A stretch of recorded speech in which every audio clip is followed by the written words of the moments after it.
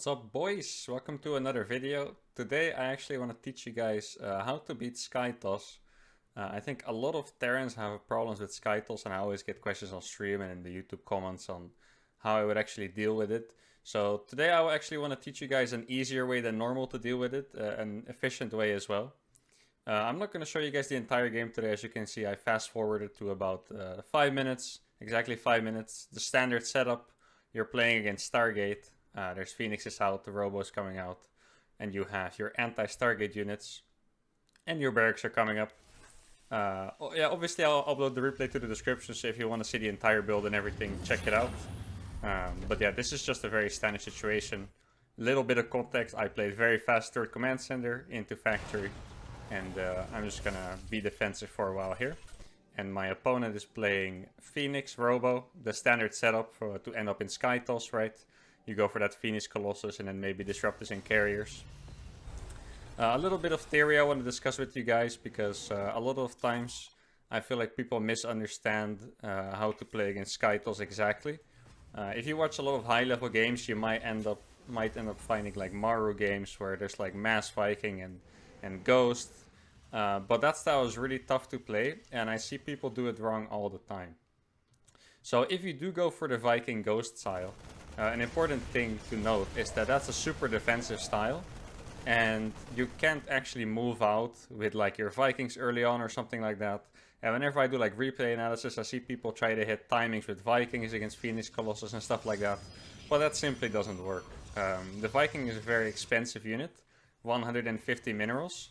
So if you make one round from just one reactor, that's already 300 minerals. And their stats are not good. Their only thing that's strong is their long range.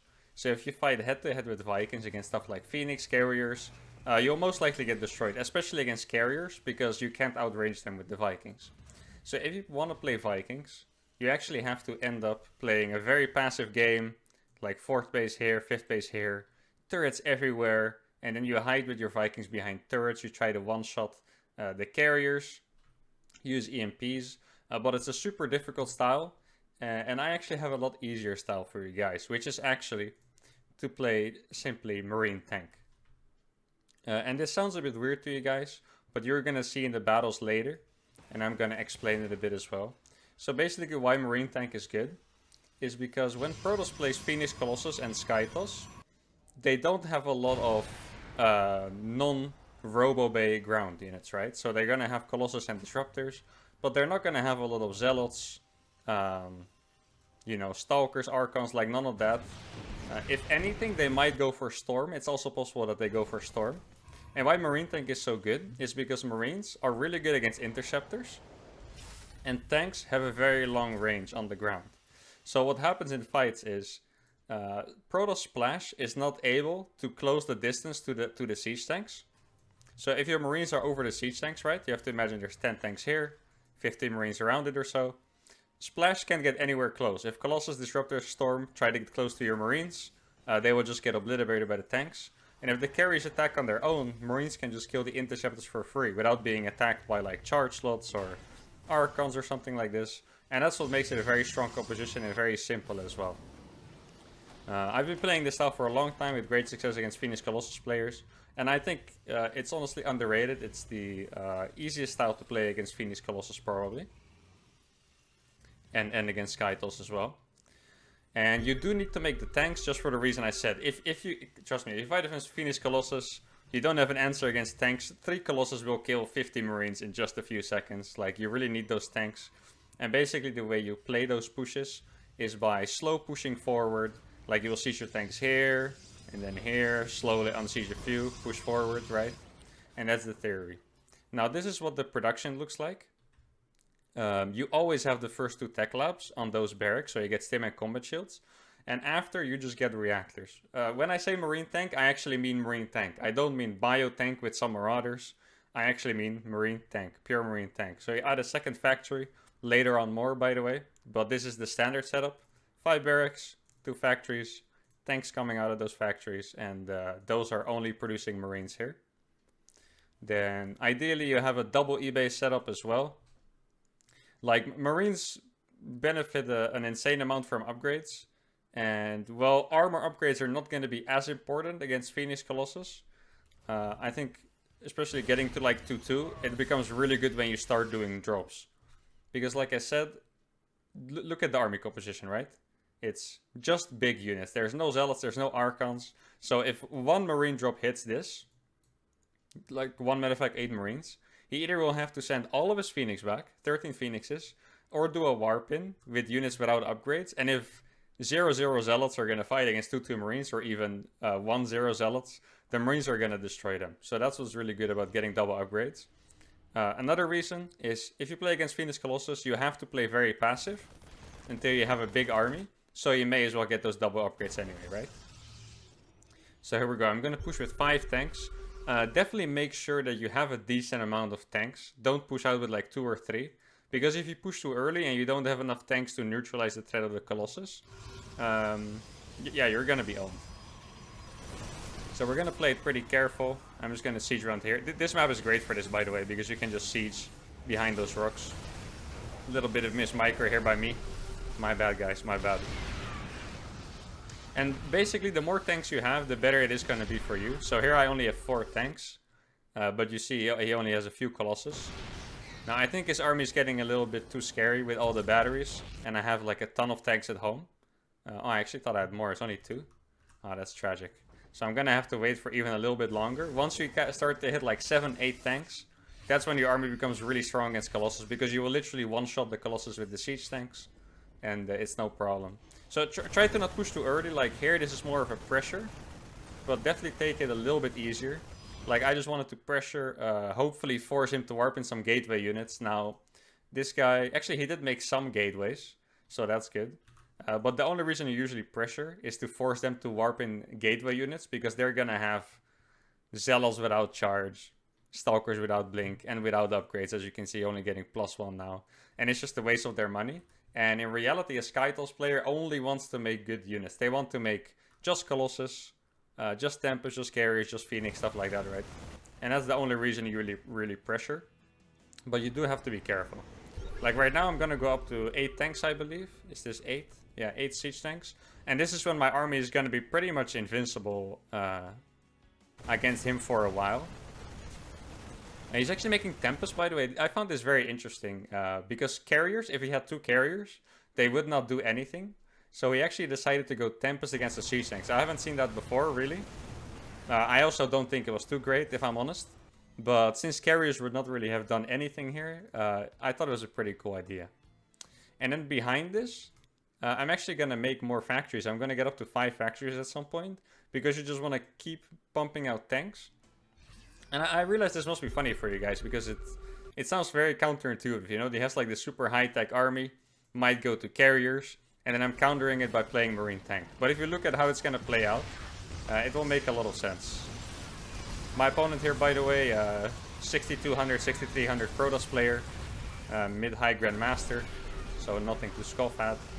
And here you can see that the only thing he can attack with are the Tempest. If he had carriers instead, there would be nothing he can attack with. Because my Marines are just going to sit here over the siege tanks.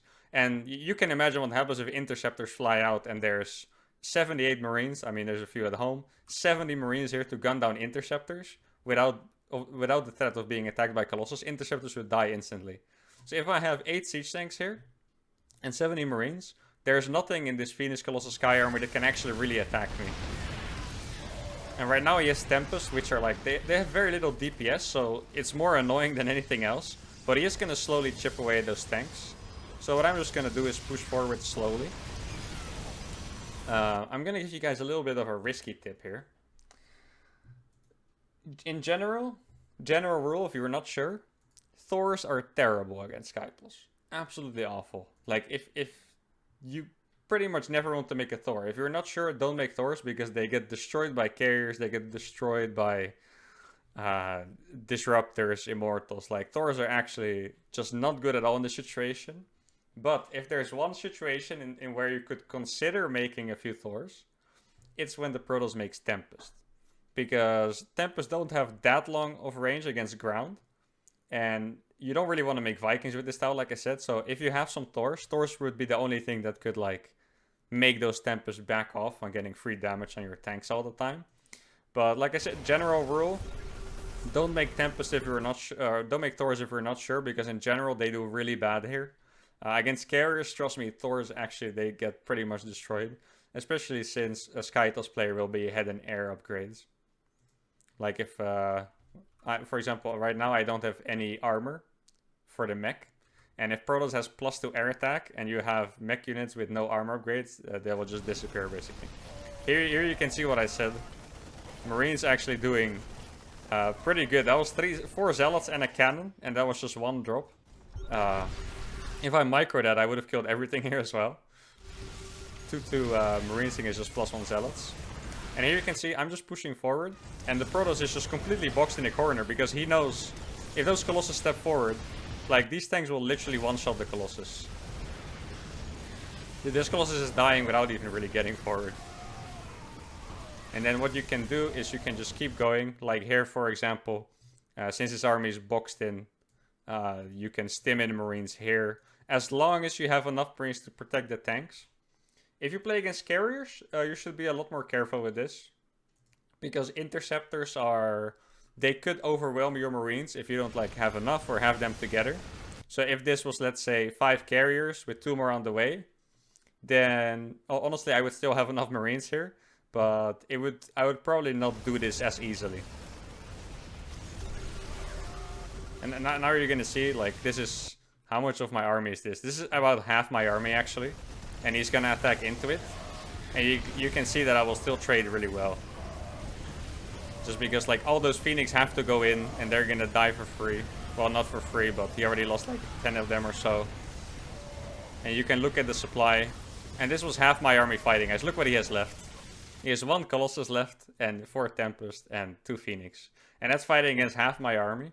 And like I said, this is a pretty cheap army, guys. This is not like I'm playing Ghost Viking or something like that. Meanwhile, lost his base. He's gonna lose a lot more probes. And I'm on 5 bases, taking my 6th, 7th. And this is what's really sick about this style, is that normally when you play late game against late game, it kind of feels like you both have like insane armies and a trade is like just even. And if you lose a battle, you're out. But I'm fighting him with very basic units that are not that expensive. I'm up in bases, I'm up in upgrades, I'm up in everything basically. And my army still trades really well. I think Marine Tank is really a great solution to SKYTOSS and a lot easier than any of the other stuff. Now from this point on, as you can see, I'm making 5 tanks at a time from those factories. Definitely could have used a few more barracks as well. Here, if you want to make it really easy, you can just keep pushing with this army. You know, at the front all the time, target the last bases he has.